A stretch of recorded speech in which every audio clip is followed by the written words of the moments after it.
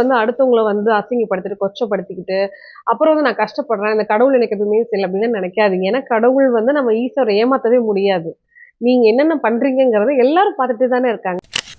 Positivity பார்க்குற எல்லா உறவுகளுக்கும் ஹாய், வணக்கம். எல்லாரும் எப்படி இருக்கீங்க? நான் ரொம்ப ரொம்ப நல்லா இருக்கேங்க. ஹாப்பியா இருக்கேன். ஸோ நீங்களும் ஹாப்பியா இருங்க. எப்பவுமே ரொம்ப பாசிட்டிவா இருங்க.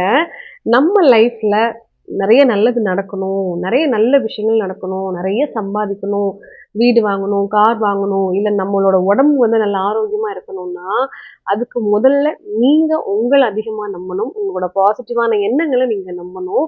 உங்களை நீங்களே என்ன பண்ணணும்? மோட்டிவேட் பண்ணிக்கணும், ரீசெட் பண்ணிக்கணும். லைஃப் ஃபுல்லா யாராவது ஒருத்தர் நம்ம பக்கத்திலேயே உட்காந்துட்டு நம்ம அழும்போது நம்ம கண்ணை தொடச்சி விட்டுட்டு நம்ம புலம்பும் போது அதுக்கு ஆறுதல் சொல்லியே நம்ம லைஃப் ஓட்ட முடியுமா? கண்டிப்பா முடியாது. நோ ஒன்ங்க. யாருமே லைஃப் லாங் இதை பண்ணவே மாட்டாங்க. Including your partner. உங்க அம்மாவா இருக்கலாம், உங்க ஹஸ்பண்டா இருக்கலாம், யாரானாலும் இருக்கலாம். புரியுதுங்களா? ஸோ நீங்க ஸ்ட்ராங்கா இருங்க. எந்த விஷயம் வந்தாலும் அது ஒரு தடவைக்கு 100 தடவை உங்க மனசுக்குள்ள பேசி பாருங்க. இந்த பிரபஞ்சத்துக்கிட்ட கேளுங்க. கண்டிப்பா இந்த பிரபஞ்சம் அதுக்கு உண்டான வழியை கொடுக்கும். ஸ்ட்ராங்கா இருங்க. நீங்க தப்பே பண்ணாலும் அதுல இருந்து எப்படி வெளியில வர்றதுங்கிறத பத்தி மட்டும்தான் நீங்க பாசிட்டிவா யோசிக்கணுமே தவிர அதுல இருந்து டவுன்வர்ட்ஸ் போய் மாட்டிக்க கூடாது. புரியுதுங்களா? ஸோ பாசிட்டிவா இருங்க, பாசிட்டிவா திங்க் பண்ணுங்க. நீங்களே உங்கள்கிட்ட சொல்லிக்கோங்க, வாவ் நீ சூப்பர், நீ சூப்பரா இது பண்ணிட்ட, அது பண்ணிட்டான்னு டெய்லி ஒரு 5 தடவை ஒரு கண்ணாடியை பார்த்து நீங்களே உங்களோட பாசிட்டிவான விஷயங்கள் எல்லாம் பேசி, பரவாயில்ல நீ ஒரு விஷயம் பண்ணிட்ட அப்படின்றத சொல்லுங்க. கண்டிப்பா உங்க லைஃப்ல சூப்பரான சேஞ்சஸ் கிடைக்கும். ஓகேவா? ஸோ வாங்க இன்னைக்கு டைரக்டா வீடியோக்குள்ள போலாம். இன்னைக்கு இந்த வீடியோ எல்லாருமே பார்க்க வேண்டிய ஒரு வீடியோ. மறக்காம ஸ்கிப் பண்ணாம பாருங்க. அப்போதான் இது உங்களுக்கு ரொம்ப ரொம்ப யூஸ்ஃபுல்லா இருக்கும்.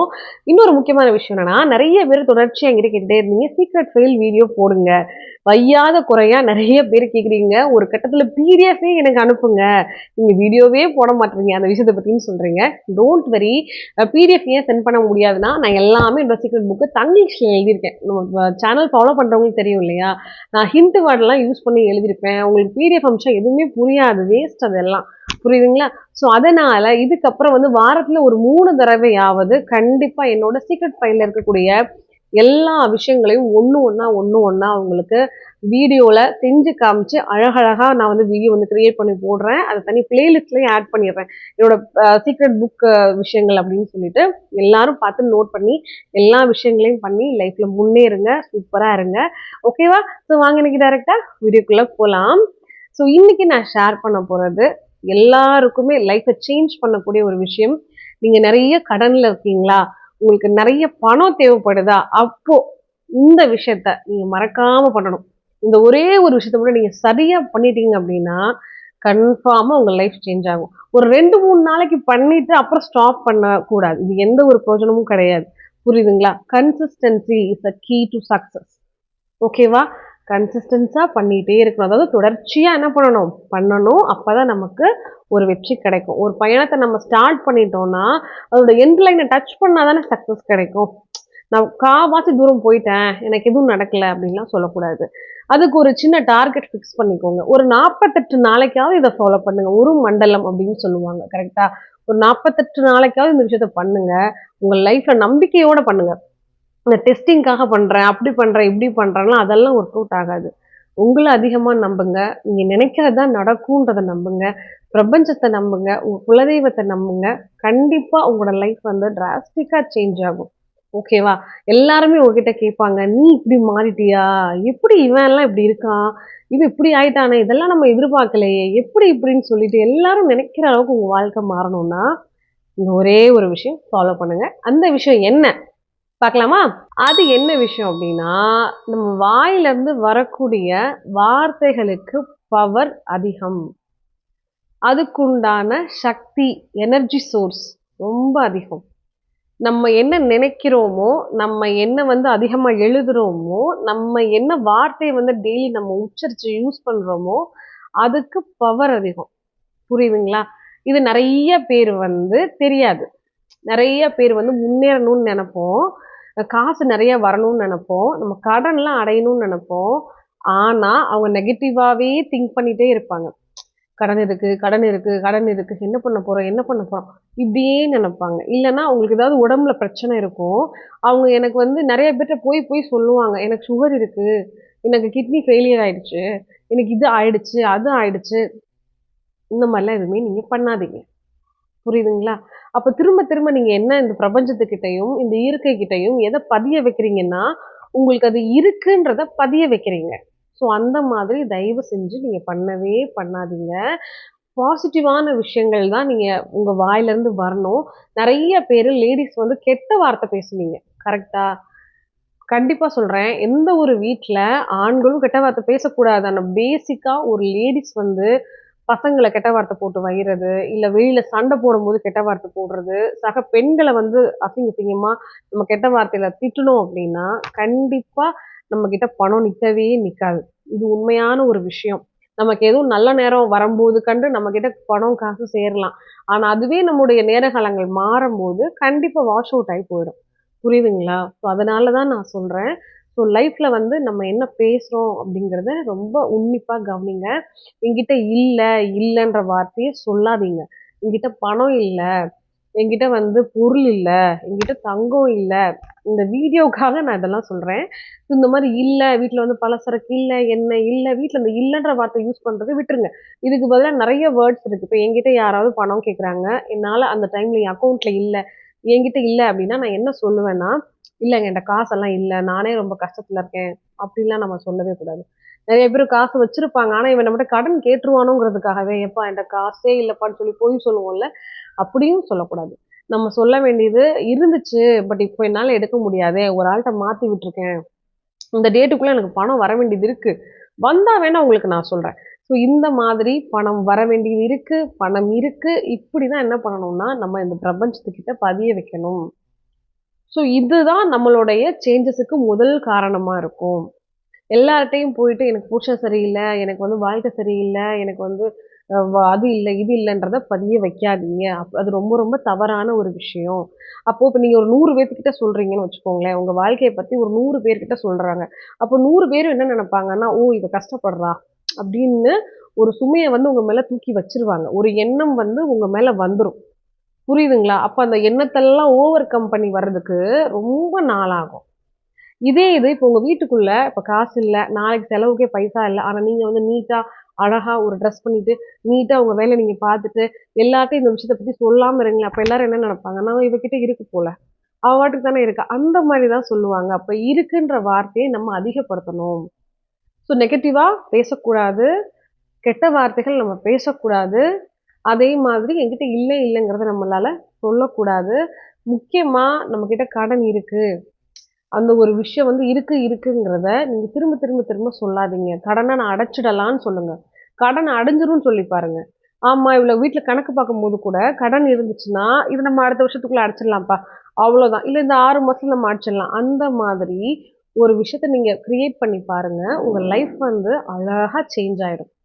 இது நிஜமாவே உண்மையான ஒரு விஷயம். இது பிராக்டிகலா நான் யூஸ் பண்ணி பார்க்குற ஒரு விஷயம். புரியுதுங்களா? ஸோ முதல்ல உங்களோட பேச்சு வார்த்தை மாறுனா தான், உங்களோட மென்டலி வந்து நீங்களே உங்கள அதிகமா நம்ப ஆரம்பிப்பீங்க. ஓகே, நம்மளால முடியும். அப்ப நம்மளோட எண்ணங்கள மாத்திக்கிட்டா, நம்மளால நெறைய விஷயம் வந்து நம்ம லைஃப்ல சேஞ்ச் பண்ணலாம். திரும்பவும் நம்ம பணம், காசெல்லாம் சம்பாதிக்கலாம். திரும்பவும் நம்மளோட கடனெல்லாம் அடைஞ்சு நம்ம நிம்மதியா வாழலாங்கிற எண்ணங்கள் வந்து உங்க மைண்ட்ல வரும். ஸோ உங்க வார்த்தையும், உங்க எண்ணங்களும் ஒண்ணா சேரும்போது, ஆட்டோமேட்டிக்கா இந்த பிரபஞ்சம் வந்து உங்களுக்கு நெறைய விஷயங்கள குடுக்க ஆரம்பிக்கும். மேனிஃபெஸ்டிங் பண்ணிட்டீங்கன்னா, அத விட சூப்பரா இருக்கும். டெய்லி மேனிஃபெஸ்டிங் பண்ணா கண்டிப்பா எல்லாமே நடக்கும். ஸோ டெய்லி காலையில வந்து ஃப்ரெஷ்ஷா எந்திரிங்க. மேனிஃபெஸ்ட் பண்ணுங்க. உங்களுக்கு என்ன வேணுமோ அத நீங்க எழுதுங்க. எனக்கு ₹1,00,00,000 பணம் வேணும். அத எழுதலாம். தப்பே இல்ல. எனக்கு வந்து திடீர்னு எனக்கு ₹1,00,000 பணம் வேணும். மாசம் மாசம் என் அக்கவுண்ட்டுக்கு வந்து இவ்ளோ பணம் கிரெடிட் ஆகணும். தாராளமா எழுதலாம். நான் ரொம்ப ஆரோக்கியமா இருக்கிறேன். என்னனாலும் எந்த விஷயம் உங்களுக்கு வேணுமோ, அது நடந்துட்டது மாதிரி நீங்க டெய்லி காலையில பிரம்ம முகூர்த்தம். சூப்பரான டைம் அது. 3:30 டூ 5:30 அப்ப நீங்க எந்திரிச்சு நீங்க எழுத ஆரம்பிங்க. ஃபர்ஸ்ட்டு உங்களுடைய பேச்ச மாத்துங்க. ஓகேவா? முக்கியமா நான் சொல்றது என்னன்னா, லேடீஸ சொல்றேன். நம்ம எப்பயுமே வந்து நம்ம வீட்டு விஷயமே நமக்கு நெறைய இருக்கும். நமக்கு அதிலயே வந்து நெறைய பாசிட்டிவ் இருக்கும். நெறைய விஷயங்கள் நெகட்டிவா இருக்கும். நெறைய விஷயங்கள நம்ம மாத்தணுன்ற மாரி எண்ணங்கள் இருக்கும். ஸோ இதெல்லாம் நீங்க வச்சுட்டு, யாரோ ஒருத்தர் உங்ககிட்ட வந்து ஒரு விஷயத்த ஷேர் பண்றாங்கன்னா, நல்ல விஷயமா பாசிட்டிவா அவங்களுக்கு ஒரு ஃபீட்பேக் குடுத்து அனுப்புறது வேற. ஆனா, அடுத்தவங்கள பத்தி ஒரு 4 குடும்பத்த பத்தி உட்கார்ந்து பேசி, அந்த இடத்துல வந்து என்னன்னா, நீங்க தேவையில்லாம உங்களோட நெகட்டிவிட்டிய அதிகப்படுத்திக்கிறீங்க. அத நீங்க மறந்துறாதீங்க. அது ரொம்ப ரொம்ப தவறு. அடுத்தவங்கள பத்தி குறை பேசுறதும், அடுத்தவங்கள பத்தி இப்படி அப்படின்னு காசிப் பேசுறதும், அதெல்லாம் நமக்கு ஃபர்ஸ்ட்டு தேவையில்லாத விஷயம். இது நம்ம நெனச்சுட்டு இருக்கோம். நம்ம போய் உட்கார்ந்து பேசுற அந்த டைம் மட்டும் தான். அதுக்கப்புறம் நம்ம வந்துட்டு அதெல்லாம் சரியா போயிட்டோம்னா, அப்படி கிடையவே கிடையாது. அது ரொம்ப ரொம்ப ரொம்ப கர்மாவ வந்து உங்களுக்கு கிரியேட் பண்ணும். ஸோ அந்த சாப்டருக்குள்ளலாம் நம்ம போனோம்னா, அது வந்து பெரிய சாப்டர் அது. இதுக்கப்புறம் யாருக்காவது அந்த மாதிரி கர்மா ரிலேட்டடா வீடியோஸ் வேணும்னா சொல்லுங்க.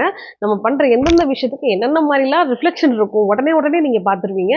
அது என்ன அப்படிங்கிறத நான் உங்களுக்கு ஷேர் பண்ண ரெடியா இருக்கேன். விருப்பம் இருக்கிறவங்க சொல்லுங்க. நான் அத வந்து வீடியோவா நான் கண்டிப்பா ஷேர் பண்றேன். ஓகேவா? இன்னைக்கு சொன்னது ரொம்ப சிம்பிளான விஷயம் தான். ஸோ தயவு செஞ்சு இத ஃபாலோ பண்ணுங்க. இந்த சின்ன சின்ன விஷயத்தெல்லாம் பண்ணா என் வாழ்க்கை அப்படியே மாறிடுமா? எனக்கு லட்சக்கணக்கில கடன் இருக்கு. கடனெல்லாம் அடைஞ்சிருமான்னா நிச்சயமா அடையுங்க. நிச்சயமா அடையும். பேசுற வார்த்தைய மாத்துங்க. உங்க கூட இருக்கிற ஃபேமிலி மெம்பர்ஸுக்கு உண்மையா நடந்துக்கோங்க. ஒரு குடும்பத்துக்குள்ளேயே வந்து பார்த்தீங்கன்னா, நீங்க வந்து நம்பிக்கை இல்லாம, துரோகங்கள் அந்த மாரிலாம் பண்ணாதீங்க. நீங்க எந்த அளவுக்கு நம்ம நல்லவங்களா இருக்கிறோமோ, அந்த அளவுக்கு நமக்கு வரக்கூடிய பிரச்சனைகள இந்த பிரபஞ்சம் வந்து ஸ்டாப் பண்ணும். இந்த இயற்கை வந்து ஸ்டாப் பண்ணும். நம்ம கும்பிடுற குலதெய்வமாகட்டும், அந்த தெய்வங்கள் எல்லாம் நமக்கு நல்லது குடுக்கும். ஓகேவா? ஏன்னா நம்ம பண்ண கர்மாக்கு ஏத்த வாழ்க்கைய தான் நம்ம இப்ப வாழ்றோம். இந்த வாழ்க்கையில வரக்கூடிய நெகட்டிவ் ஏதோ ஒரு பண நஷ்டம், ஏதோ ஒரு விஷயம், கண்டங்கள் எதுவா இருந்தாலும் இந்த பிரபஞ்சம் வந்து நமக்கு நல்லது செய்ய காத்துட்டு இருக்கு. நம்ம அத எப்படி யூஸ் பண்ணிக்கிறோம்னா, நம்ம நேர்மையா இருக்கணும். நம்ம யார பத்தியும் அன்னெசசரியா பேசக்கூடாது. யாரோட லைஃப்பையும் நம்ம என்ன பண்ணக்கூடாது, கெடுக்கக்கூடாது. நம்ம வாயிலிருந்து வரக்கூடிய வார்த்தைகள் வந்து நம்ம லைஃப் பத்தி. யாராவது நம்மகிட்ட கேட்குறாங்களோ, அத பத்தி நம்ம டிஸ்கஸ் பண்ணலாம். அவங்களுக்கு நம்ம ஃபீட்பேக் நல்ல விதமா குடுத்துட்டு, இத பண்ணுங்க, இத பண்ணுங்கன்னு சொல்லலாம். அது வேற. ஸோ நீங்க உங்களோட கர்மாவ இன்க்ரீஸ் பண்ணிக்கிட்டு, நீங்க வந்து அடுத்தவங்கள வந்து அசிங்கப்படுத்திட்டு, கொச்சப்படுத்திக்கிட்டு, அப்புறம் வந்து நான் கஷ்டப்படுறேன். இந்த கடவுள் எனக்கு எதுவுமே செய்யல அப்படின்னு நெனைக்காதீங்க. ஏன்னா கடவுள் வந்து நம்ம ஈஸியா ஏமாத்தவே முடியாது. நீங்க என்னென்ன பண்றீங்கங்கிறத எல்லாரும் பார்த்துட்டே தானே இருக்காங்க. இந்த பிரபஞ்சம் பாக்குது இல்லையா? அதனால உங்க எண்ணங்கள மாத்துங்க. நல்ல விஷயத்த பேசுங்க. நல்ல விஷயத்த திங்க் பண்ணுங்க. யாருக்கும் கெடுதல பண்ணணும் அப்படின்னு நினைக்காதீங்க. கண்டிப்பா உங்க விதி வந்து மாறும். மேனிஃபெஸ்ட் பண்ணுங்க. இந்த ஒரு விஷயத்த மட்டும் நீங்க தெளிவா பண்ணிட்டீங்க அப்படின்னா, கண்டிப்பா சொல்றேன். எவ்ளோ கடன்ல இருந்தாலும் நீங்க வெளிய வந்துருவீங்க. எல்லா விஷயங்களும் உங்களுக்கு லைஃப்ல வந்து சேஞ்சஸ் நடக்கும். சூப்பரா நடக்கும். இது ஒரு 48 டேஸ் ட்ரை பண்ணி பாருங்க. நான் இப்படி எல்லாமே பண்ணேன். எனக்கு நடக்கவே இல்லன்னா, அத கமெண்ட் பண்ணுங்க.